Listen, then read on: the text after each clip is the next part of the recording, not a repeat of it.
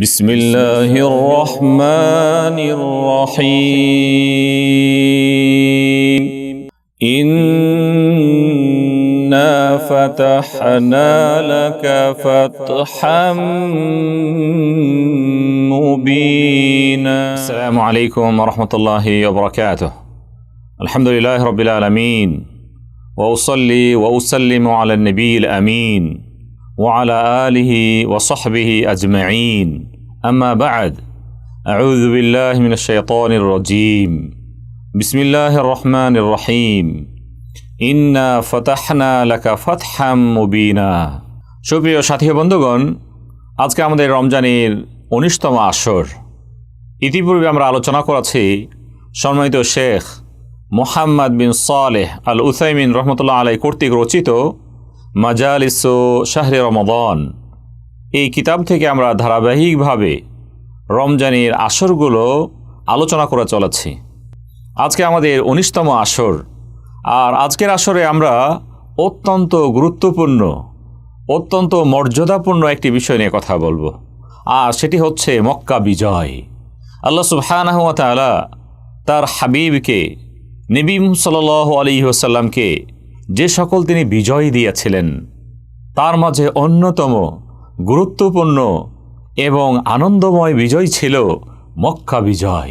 যখন নবী সাল্লাল্লাহু আলাইহি ওয়াসাল্লাম তার জন্মভূমি মাতৃভূমি মক্কাতে আল্লাহর পক্ষ থেকে ওহী আসলো, আল্লাহ সুবহানাহু ওয়া তাআলা তার হাবিবকে যখন তিনি মনোনীত করলেন, নবী করলেন, তাকে দ্বীনের দায়িত্ব দিলেন। যদিও নবী সাল্লাল্লাহু আলাইহি ওয়াসাল্লাম প্রথম ওহীর আগমনে কিছুটা ভীত হয়েছিলেন, উম্মুল মুমিনিন মা খাদিজাতুল কুবরা রাদিয়াল্লাহু তাআলা আনহা নবী সাল্লাল্লাহু আলাইহি ওয়াসাল্লামকে তার চাচাতো ভাই ওয়ারাকা বিন নওফলের কাছে নিয়ে গেলেন। বৃত্তান্ত শুনলেন। শোনার পর তিনি নবী সাল্লাল্লাহু আলাইহি ওয়াসাল্লামকে উদ্দেশ্য করে বললেন, লাইতানি আকুনা হাইয়ান ইদ ইউখরিজুকা কওমুকা। আমি যদি জীবিত থাকতাম যে সময় তোমার কওম, তোমার জাতি তোমাকে মক্কা থেকে বের করে দেবে।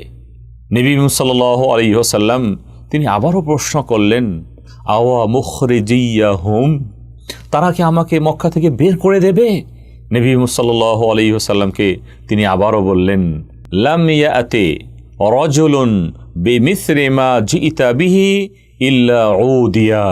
তুমি যা নিয়ে এসেছো, তোমার কাছে যা এসেছে এমন কেউ আসেনি যার নিকটে এ ওহী এসেছে তার প্রতি অন্যায় আচরণ করা হয়নি, বাড়াবাড়ি করা হয়নি, বরং তোমার প্রতিও তারা সীমালঙ্ঘন করবে, বাড়াবাড়ি করবে, তোমাকে মক্কা থেকে বের করে দেবে। নবী সাল্লাল্লাহু আলাইহি ওয়াসাল্লাম তাই তো তার প্রাণের ভূমি মক্কা নগরীতে যখন তিনি দাওয়াত দিচ্ছিলেন, আল্লাহর পক্ষ থেকে অর্পিত যে দায়িত্ব, তাওহীদের দায়িত্ব তিনি প্রচার এবং প্রসার করছিলেন, নবী সাল্লাল্লাহু আলাইহি ওয়াসাল্লামের প্রতি অন্যায় আচরণ করা হয়েছে, বাড়াবাড়ি করা হয়েছে, সীমা লঙ্ঘন করা হয়েছে, কখনো তাকে মারধরও করেছে। নবী সাল্লাল্লাহু আলাইহি ওয়াসাল্লামের মাথা মোবারকের উপরে ওই গরুর নাড়ি ভুঁড়ি চাপিয়ে দেওয়া হয়েছে। ওই তো তায়েফের ময়দানে নবী সাল্লাল্লাহু আলাইহি ওয়াসাল্লামকে রক্তাক্ত করা হয়েছে, বিভিন্ন যুদ্ধে অংশগ্রহণ করতে হয়েছে। নবী সাল্লাল্লাহু আলাইহি ওয়াসাল্লামকে মক্কা থেকে, প্রাণের ভূমি থেকে তাকে বের করে দেওয়া হয়েছে, তাকে হিজরত করতে হয়েছে। নবী সাল্লাল্লাহু আলাইহি ওয়াসাল্লাম তিনি মক্কা ত্যাগ করে মদিনাতে চলে গেলেন, হিজরত করলেন। সে মক্কার অবস্থা তিনি কিন্তু পরিবর্তন করতে পারলেন না। আল্লাহ সুবহানাহু ওয়া তাআলার পক্ষ থেকে যে দায়িত্ব এসেছিল যথাসম্ভব তিনি দ্বীনের দাওয়াতের কাজ করলেন। দীর্ঘ ১৩ বছর এই মক্কাতে তাওহীদের দাওয়াত দিলেন। এরপরও মক্কা কিন্তু হস্তগত হয়নি।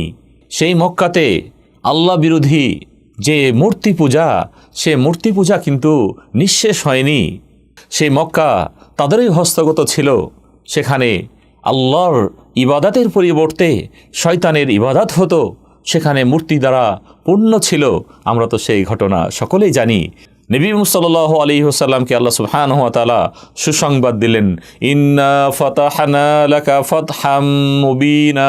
হে নবী, আমি আপনার জন্য মক্কার বিজয় দিলাম। নবী সাল্লাল্লাহু আলাইহি ওয়াসাল্লামকে আল্লাহ সুবহানাহু ওয়া তাআলা মক্কার বিজয় দান করলেন।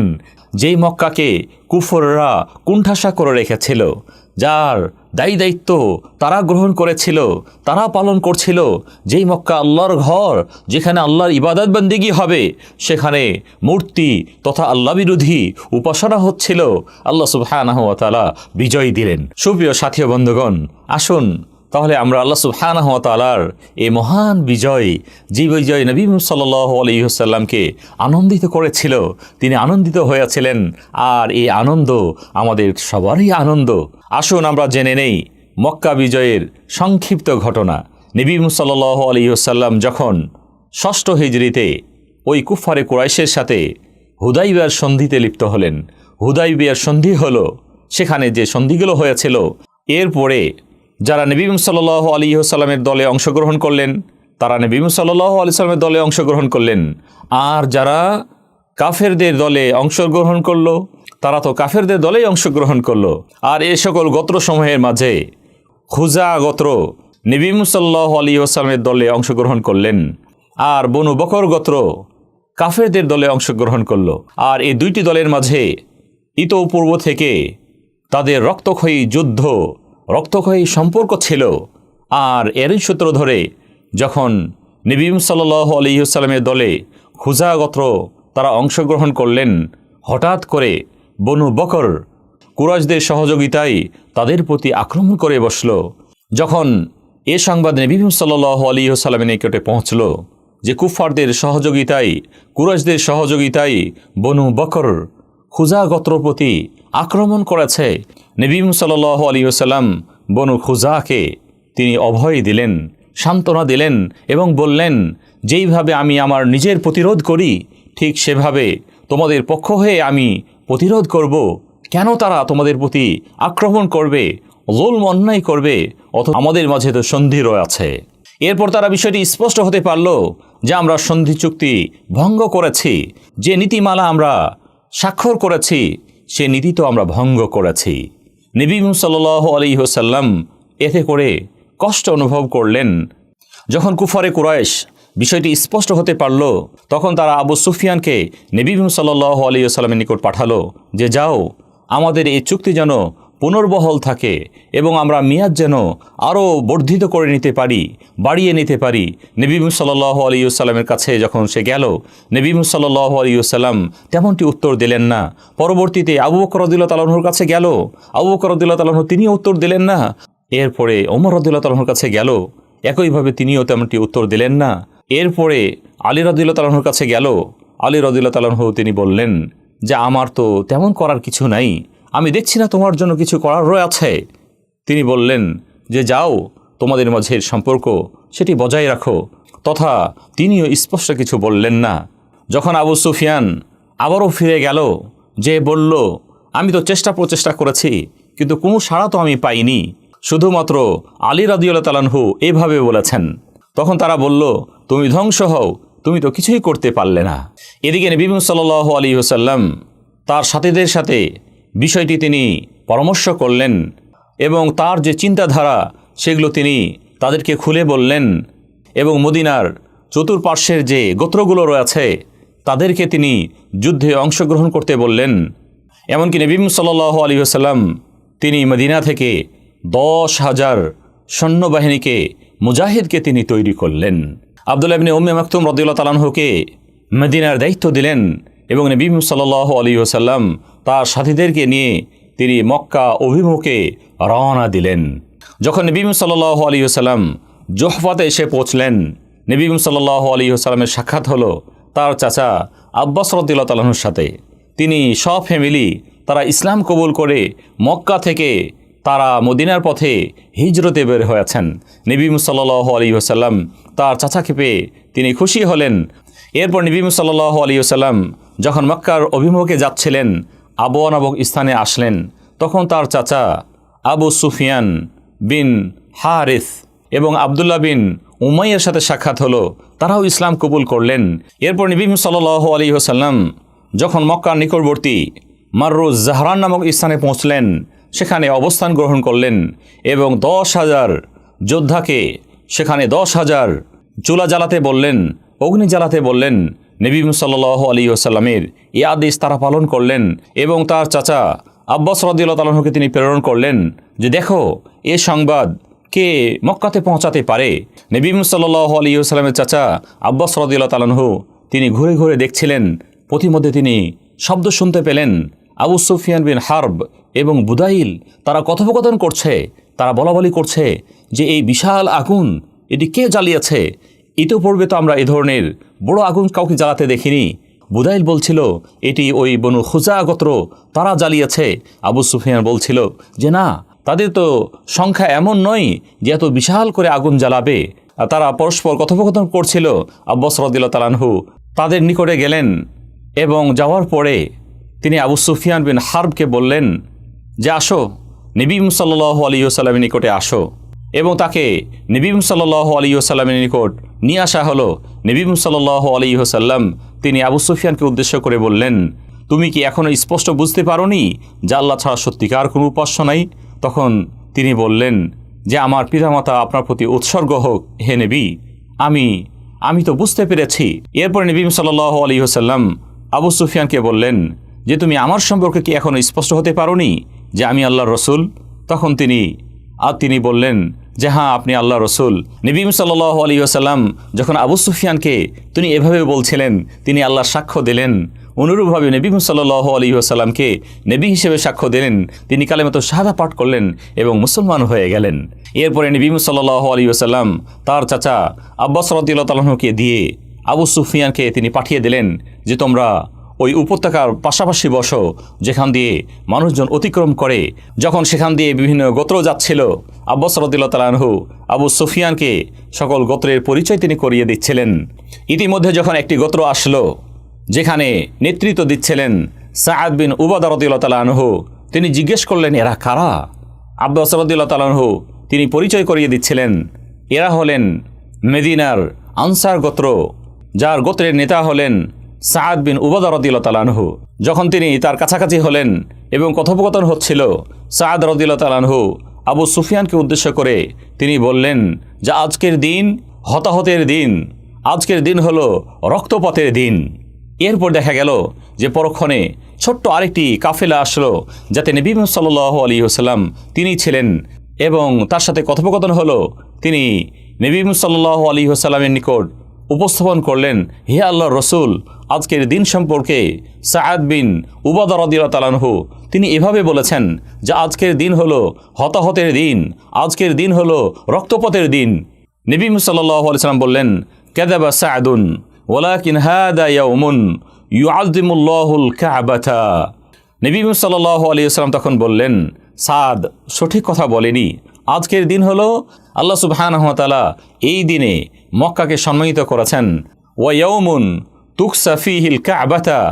এরপরে নবী সাল্লাল্লাহু আলাইহি ওয়াসাল্লাম বললেন, আজকের দিন হলো এমন দিন যে দিনে কাবাকে গিলাফ পরানো হবে, চাদর পরানো হবে। আজকে হলো সম্মানী একটি দিন। নবী সাল্লাল্লাহু আলাইহি ওয়াসাল্লাম তাকে স্পষ্ট করলেন যে আল্লাহ সুবহানাহু ওয়া তাআলা আজকের দিনে কাবার সম্মানকে তিনি বৃদ্ধি করবেন। তার কাছে বিষয়টি স্পষ্ট হলো। নবী সাল্লাল্লাহু আলাইহি ওয়াসাল্লাম স্পষ্ট জানিয়ে দিলেন। অতঃপর নবী সাল্লাল্লাহু আলাইহি ওয়াসাল্লাম সাআদ রাদিয়াল্লাহু তাআলা আনহুর ধারণকৃত ঝান্ডা তার সন্তানের হাতে তিনি তুলে দিলেন। এমনকি সেই ঝান্ডাকে হাজ্জুন নামক স্থানে স্থাপন করতে বললেন। নবী সাল্লাল্লাহু আলাইহি ওয়াসাল্লাম আনন্দের সাথে তিনি মক্কাতে প্রবেশ করছিলেন এবং তিনি আয়াত পড়ছিলেন, ইন্না ফাতাহনা লাকা ফাতহাম মুবিনা। আল্লাহ সুবহানাহু ওয়া তাআলা বলেছেন যে হে নবী, নিশ্চয়ই আমি মক্কার বিজয় দিয়েছি। নবী সাল্লাল্লাহু আলাইহি ওয়াসাল্লাম তিনি মক্কাতে প্রবেশ করলেন, আনন্দিত হয়ে প্রবেশ করলেন।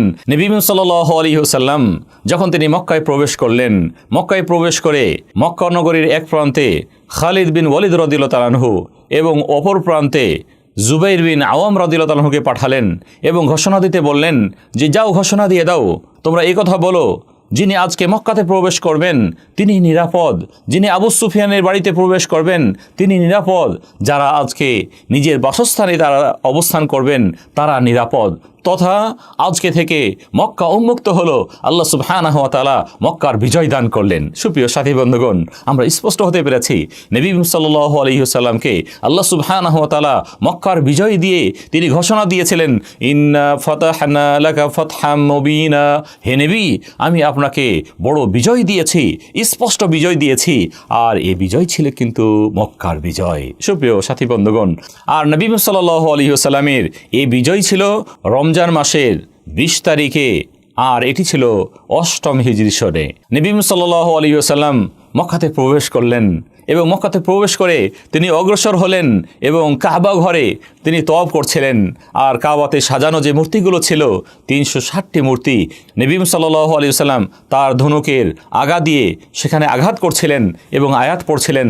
আল্লাহ সুবহানাহু ওয়া তাআলা ইরশাদ করেছেন, জা আল হাক্কু ওয়া যাহাকাল বাতিল ইন্নাল বাতিলা কানা যাহুকা, সত্য এসে গেছে, বাতিল মিথ্যা বিলুপ্ত হয়েছে, আর মিথ্যা বা বাতিল বিলুপ্ত হওয়ারই ছিল।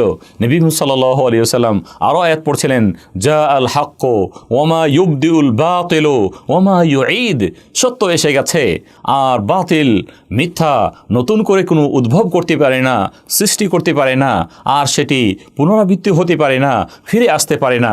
নবী সাল্লাল্লাহু আলাইহি ওয়াসাল্লাম বিজয়ের তিনি আয়াত পড়ছিলেন, আল্লাহ সুবহানাহু ওয়া তাআলা তাকে বিজয় দিয়েছেন। তিনি মক্কা ঘরে গেলেন এবং সেখানে নামাজ আদা করলেন। অনুরূপভাবে নবী সাল্লাল্লাহু আলাইহি ওয়াসাল্লাম মক্কা ঘরের ভিতরে তিনি প্রবেশ করলেন এবং সেখানে কিছু ছবি দেখতে পেলেন। তিনি সাথীদেরকে সেগুলোকে ধ্বংস করার আদেশ দিলেন এবং সেগুলোকে ধ্বংস করা হলো। নবী সাল্লাল্লাহু আলাইহি ওয়াসাল্লাম তিনি কাবা ঘর প্রদক্ষিণ করছিলেন আর তিনি বলছিলেন যে আল্লাহ ছাড়া সত্যিকার কোনো উপাস্য নাই, আর এই রাজত্ব একমাত্র আল্লাহ সুবহানাহু ওয়া তাআলার রাজত্ব, তিনি ছাড়া সত্যিকার কোনো উপাস্য নাই। নবী সাল্লাল্লাহু আলাইহি ওয়াসাল্লাম তিনি বলছিলেন যে জাহালাতের যত অহংকার অহমিকা সব নিঃশেষ করে দিয়েছেন। আল্লাহ সুবহানাহু ওয়া তাআলা তো আমাদেরকে এক আদম থেকে মাটি দিয়ে সৃষ্টি করেছেন।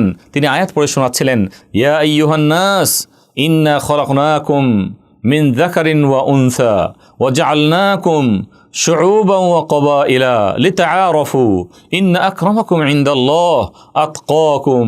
আল্লাহ সুবহানাহু ওয়া তাআলা তিনি ইরশাদ করেছেন যে তোমাদেরকে তিনি সৃষ্টি করেছেন নারী এবং পুরুষ থেকে, তোমাদের মাঝে আল্লাহ সুবহানাহু ওয়া তাআলা গোত্র এবং দল তিনি তৈরি করেছেন যাতে তোমরা পরিচিতি লাভ করো, এবং তোমাদের মাঝে অধিক সম্মানী ব্যক্তি হলেন ইন্না আকরামাকুম ইনদাল্লাহ আতকাকুম, যিনি আল্লাহ ভীরুতে, যিনি আল্লাহ ভীতিতে অধিক, তিনি হলেন আল্লাহর কাছে অধিক সম্মানী। অতঃপর নবী সাল্লাল্লাহু আলাইহি ওয়াসাল্লাম কুরাইশ সম্প্রদায়কে উদ্দেশ্য করে তিনি বললেন যে বলো আমার সম্পর্কে তোমাদের ধারণা কি? তখন তারা বলল যে আপনার সম্পর্কে আমরা ভালো ধারণা করি, আপনি আমাদের ভাইয়ের মতো, আমাদের ভ্রাতুষ্পুত্র, আমাদের ভাইয়ের সন্তানের মতোই আপনাকে মনে করি, আপনার নিকট থেকে আমরা কল্যাণই কামনা করি। নবী সাল্লাল্লাহু আলাইহি ওয়াসাল্লাম তাদেরকে উদ্দেশ্য করে বললেন, আজকে তো আমি সে কথাই বলবো যে কথা নবী ইউসুফ আলাইহিস সালাম তার ভাইদেরকে বলেছিলেন। আল্লাহ সুবহানাহু ওয়া তাআলা বলেছেন, লা তাসরিবা আলাইকুমুল ইয়াউম ইয়াগফিরুল্লাহু লাকুম, যা আজকে তোমাদের প্রতি কোনো ভৎসনা নাই, তোমাদের প্রতি আমাদের কোনো প্রতিশোধ নাই, বরং আল্লাহ সুবহানাহু ওয়া তাআলা তোমাদেরকে ক্ষমা করে দেন। নবী সাল্লাল্লাহু আলাইহি ওয়াসাল্লাম তাদেরকে তিনি ক্ষমা করে দিলেন আর তিনি নিরাপত্তার ঘোষণা দিলেন। নবী সাল্লাল্লাহু আলাইহি ওয়াসাল্লাম বিজয়ী বেশে মক্কা নগরীতে আরও 19 দিন সেখানে অবস্থান করলেন, সেখানে তাওহীদের দাওয়াত দিলেন, তাওহীদকে পূর্ণ প্রতিষ্ঠা করলেন। এবং নবী সাল্লাল্লাহু আলাইহি ওয়াসাল্লাম বিজয়ের দ্বিতীয় দিনে তিনি সকলের উদ্দেশ্যে ভাষণ দিলেন এবং বর্ণনা করে শোনালেন যে আল্লাহ সুবহানাহু ওয়া তাআলা এই মক্কা নগরীকে আমাদের জন্য তিনি নিরাপদ করেছেন। এই মক্কা নগরীর যে সম্মান, সেই সম্মান বলবৎ থাকবে যেমনটি গতকালকে বলবৎ ছিল, তথা আল্লাহ সুবহানাহু ওয়া তাআলা এখানে হত্যা করা, মারধর করা, জুলুম অন্যায় করা সেটি হারাম করে দিয়েছেন। আজকের জন্য আল্লাহ সুবহানাহু ওয়া তাআলা আমার জন্য বৈধতা দিয়েছিলেন, আর এই বৈধতা কিন্তু ছিল যে সেই দিন তথা মক্কা বিজয়ের আসর সময় পর্যন্ত যুদ্ধ বিগ্রহ করা বৈধ ছিল, কিন্তু পরবর্তীতে আল্লাহ সুবহানাহু ওয়া তাআলা তিনি সেটিকে হারাম করে দিয়েছেন, সেখানে যুদ্ধ করা যাবে না। নবী সাল্লাল্লাহু আলাইহি ওয়াসাল্লাম তাদেরকে ঘোষণা করে দিলেন, তাদেরকে জানিয়ে দিলেন। অতঃপর নবী সাল্লাল্লাহু আলাইহি ওয়াসাল্লাম মক্কা বিজয় থেকে নিয়ে সেখানে তিনি 19 দিন পর্যন্ত অবস্থান করলেন এবং তাদেরকে তাওহীদ শিক্ষা দিলেন, আল্লাহর একত্ববাদ শিক্ষা দিলেন এবং তাদেরকে দিনের ভিত্তি মজবুত তিনি করলেন। নবী সাল্লাল্লাহু আলাইহি ওয়াসাল্লাম সেখানে নামাজগুলিকে কসর আদা করলেন, এমনকি যে রমজান মাস ছিল বাকি দিনগুলোতে তিনি রোজা পূর্ণ করেননি, কেননা সেটি তার সফরের অবস্থায় ছিল। এই ছিল সংক্ষেপে মক্কা বিজয়। সুপ্রিয় সাথী বন্ধুগণ, আল্লাহ সুবহানাহু ওয়া তাআলা সেই মক্কা বিজয়ের মাধ্যমে মুসলমানদেরকে তিনি সম্মানই করেছেন, তাদের সম্মানকে বাড়িয়ে দিয়েছেন। আজ পর্যন্ত সে মক্কাতে তাওহীদের আওয়াজ হচ্ছে। আলহামদুলিল্লাহ, আল্লাহর কাছে দোয়া করছি আল্লাহ সুবহানাহু ওয়া তাআলা মুসলমানদের সর্ব অবস্থায় বিজয় দান করুন এবং তাদেরকে কল্যাণের উপর রাখুন। সুপ্রিয় সাথী বন্ধুগণ, রমজানের আসরগুলো আমরা ধারাবাহিকভাবে আলোচনা করে চলেছি। আমরা যেমনটি উপকৃত হচ্ছি, অন্য ভাই বোনরাও যেন উপকৃত হতে পারেন, বিধায় বিনীতভাবে আমরা অনুরোধ করব এই আসরগুলো অন্য ভাই বোনদের সাথে আপনারা শেয়ার করুন। এ কামনা করে আজকের আলোচনা আমরা শেষ করছি। ওয়া সাল্লাল্লাহু তাআলা আলা নবিয়িনা মুহাম্মদ ওয়া আলা আলিহি ওয়া সাহবিহি ওয়া সাল্লাম। আসসালামু আলাইকুম ওয়া রাহমাতুল্লাহি ওয়া বারাকাতুহু।